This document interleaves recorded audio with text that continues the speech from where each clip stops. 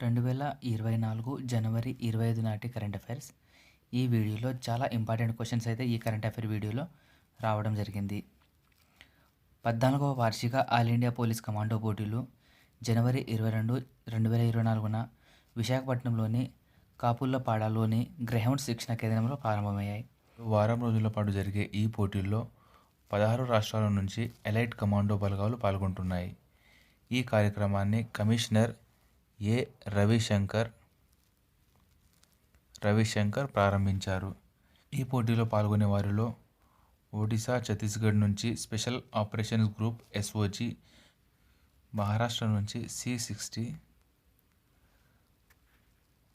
మరియు BSF, CRPF, Assam rifles, ITBP, RPF, SSB, CISF వంటి paramilitary దళాలు ఉన్నాయి.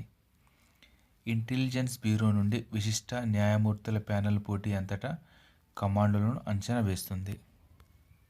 జనవరి 23, 2024న భారతదేశం, ఫ్రాన్స్ మరియు UAE అరేబియా సముద్రం మీదుగా డెజర్ట్ నైట్ పేరుతో ఒక ప్రధాన వైమానిక విన్యాసాన్ని నిర్వహించాయి.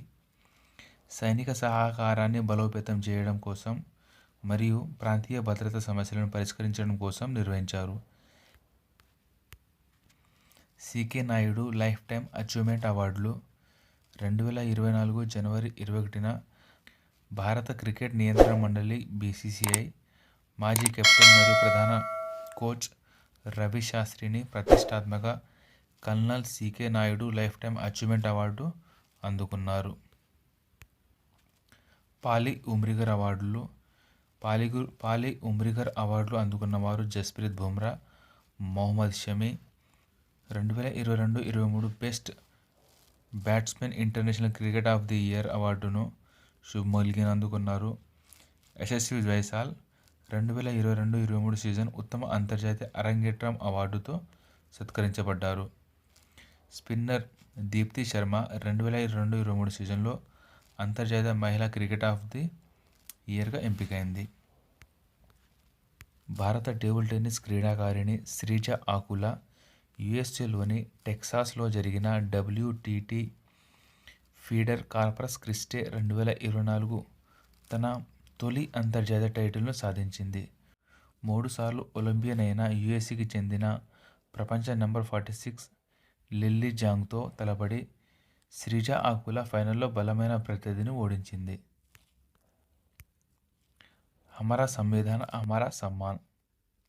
డాక్టర్ అంబేద్కర్ ఇంటర్నేషనల్ సెంటర్లో జరిగిన ఒక ల్యాండ్మార్క్ ఈవెంట్లో ఉపరాష్ట్రపతి జగదీప్ ధన్కర్ భారతదేశం రిపబ్లిక్గా 75 ఏళ్లు పూర్తయిన సందర్భంగా దేశవ్యాప్తంగా హమారా సంవిధాన్ హమారా సమ్మాన్ ప్రచారాన్ని ప్రారంభించారు. హమారా సంవిధాన్ హమారా సమ్మాన్ ప్రచారం కింద అట్టడుగు వర్గాలకు చట్టబద్ధంగా సాధికారత కల్పించడం మరియు వారికి న్యాయం జరిగేలా చూసుకోవడంపై ప్రయత్నాలు జరుగుతున్నాయి. భారతదేశం ఒమన్ IT సహకార ఒప్పందానికి ఆమోదం. డిసెంబర్ 15, 2023న ప్రధానమంత్రి శ్రీ నరేంద్ర మోడీ నేతృత్వంలోని కేంద్ర మంత్రి మండలి IT రంగంలో భారతదేశం మరియు ఒమన్ల మధ్య అవగాహన ఒప్పందం ఆమోదం లభించింది. భారతదేశ ఎలక్ట్రానిక్ మరియు IT మంత్రిత్వ శాఖ మరియు ఒమన్ రవాణా మరియు కమ్యూనికేషన్లు మరియు IT మంత్రిత్వ శాఖల మధ్య కుదిరిన పరస్పర మద్దతు, సాంకేతిక భాగస్వామ్యం, సమాచార మార్పిడి మరియు పెట్టుబడుల ద్వారా సమగ్ర సహకారాన్ని పెంపొందించడం కోసం లక్ష్యంగా పెట్టుకుంది. Justice Prasanna B. Varale supreme court న్యాయమూర్తి. ప్రస్తుత కర్ణాటక హైకోర్టు ప్రధాన న్యాయమూర్తిగా పనిచేస్తున్న జస్టిస్ ప్రసన్న B. వరాలే ఇప్పుడు సుప్రీంకోర్టులో దళిత సామాజిక వర్గానికి చెందిన 3వ సిట్టింగ్ జడ్జిగా మారనున్నారు.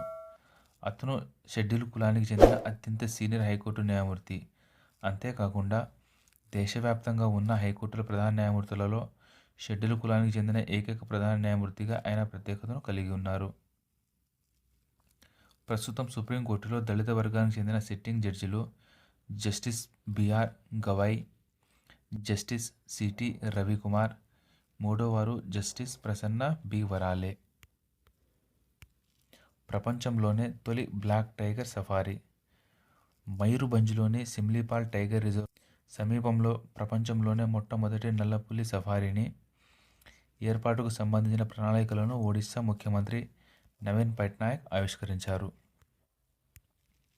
ఇండియన్ నేవీ 2వ VLF స్టేషన్ను ఏర్పాటు. భారత నావికా దళం వ్యూహాత్మకంగా తెలంగాణను దేశంలో 2వ అతి తక్కువ ఫ్రీక్వెన్సీ కమ్యూనికేషన్ ట్రాన్స్మిషన్ స్టేషన్గా ఎంపిక చేసింది. ఇది వికారాబాద్ జిల్లాలో కొత్త VLF కేంద్రం 2027 నాటికి పూర్తి కానుంది. ఈ స్టేషన్ నౌకలు మరియు జలాంతర్గాములతో కమ్యూనికేషన్ చేయడానికి సహాయపడుతుంది. ఇది పూడూరు సమీపంలోని దామగూడెం అటవీ ప్రాంతాన్ని VLF కేంద్రం స్థలంగా ఎంపిక చేశారు. ఆంధ్రప్రదేశ్ కులగణన. ఆంధ్రప్రదేశ్లోని వైఎస్ జగన్మోహన్ రెడ్డి ప్రభుత్వం సమగ్ర కులగణన ప్రారంభించింది. ప్రత్యేకంగా రూపొందించిన ఫోన్ యాప్ సాయంతో ప్రారంభించబడిన ఈ ప్రతిష్టాత్మక జనాభా గణన రాష్ట్రంలోని అన్ని కులాలను లెక్కించడం లక్ష్యంగా పెట్టుకుంది మరియు రాబోయే 20 రోజుల నుండి 1 నెలలోపు పూర్తి చేయాలని భావిస్తుంది. Khelo India youth games 2024. Khelo India youth games 2024 తమిళనాడులో జనవరి 19 నుంచి 31 వరకు నిర్వహించబడుతుంది. ఈ ఈవెంట్ చెన్నై, మదురై, తిరుచి మరియు కోయంబత్తూర్ అనే 4 నగరాల్లో నిర్వహించబడుతుంది. భారతదేశంలోని మొత్తం 36 రాష్ట్రాలు మరియు కేంద్రపాలిత ప్రాంతాల నుండి 5,600 మంది అథ్లెట్లు ఖేలో ఇండియా యూత్ గేమ్స్కు పాల్గొంటున్నారు. అయితే స్క్వాష్ ఖేలో ఇండియా యూత్ గేమ్లో 2024లో మొదటిసారిగా నిర్వహిస్తున్నారు. ICC awards 2023. ICC men's cricket of the year అవార్డుని బాస్ డి లీడే నెదర్లాండ్కు చెందిన ప్లేయర్ని ఎంపిక చేశారు. ICC women's cricket of the year Queentor Abel కెన్యాకు చెందిన మహిళా cricketer. ICC men's T20I cricketer of the ఇయర్గా Suryakumar Yadav India. ICC men's emerging cricket of the ఇయర్గా దిల్షాన్ మధుశంక, SSC జైస్వాల్ అందుకున్నారు. ICC women's emerging cricketer of the ఇయర్గా Litchfield, Marufa Akhter, Lauren Bell, Darcie క్వార్టర్లు ఎంపికయ్యారు.